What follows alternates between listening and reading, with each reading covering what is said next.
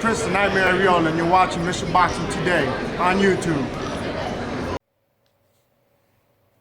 Yeah, you know, Takes, last time you were on with us, we had a couple of little heated conversation about the middleweight division, and I was just wondering to ask you about what did you think about Gennady Golovkin and his growth?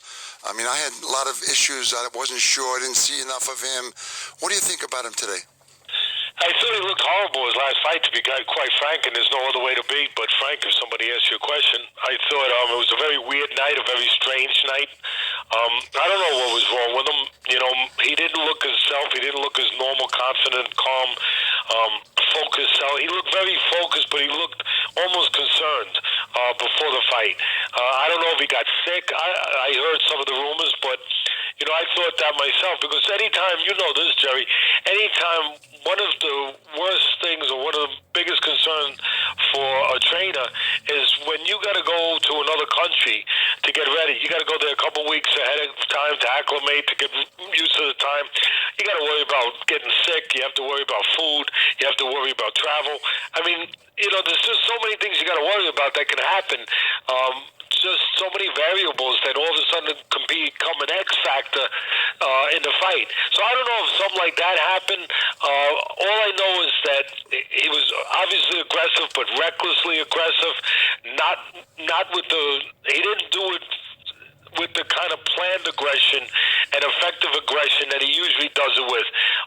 There wasn't a thought process when he was in the ring. There was just a guy that was just going to attack and hope to get it over with. That's what I read. That's what I saw. And you know, it was just a very strange night all around.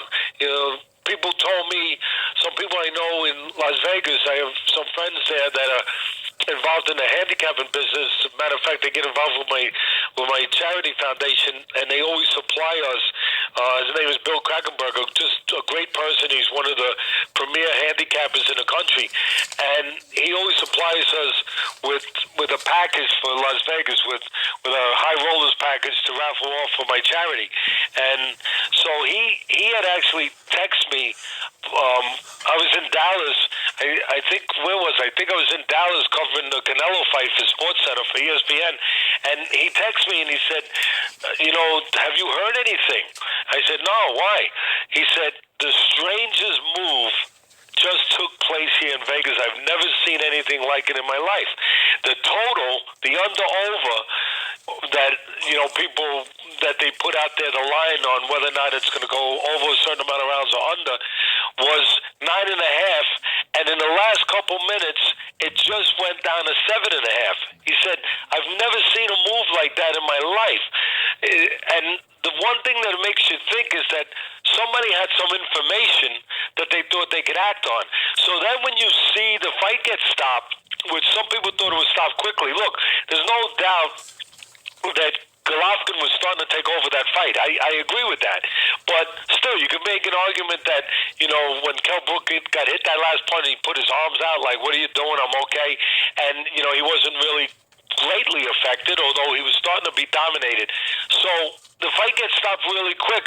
But the thing that I found really curious, to be honest, is that almost immediately they said, well, his eye. And then from what I heard, if it's accurate, somebody said in the ring that he had a broken orbital bone. Well, how the hell do you know that your fighter's got a broken orbital bone until you get to an x-ray machine? It's impossible to know that. So it makes you wonder, did they have that injury in camp, and then were they prepared because they had that injury to stop the fight soon as it got perilous? And that would, of course, that would speak for the move in the line that somebody got that information. So overall, again, I thought Golovkin looked horrible. I mean, he was determined. He was coming forward. I get it. But I just thought it was a very, very strange night. For more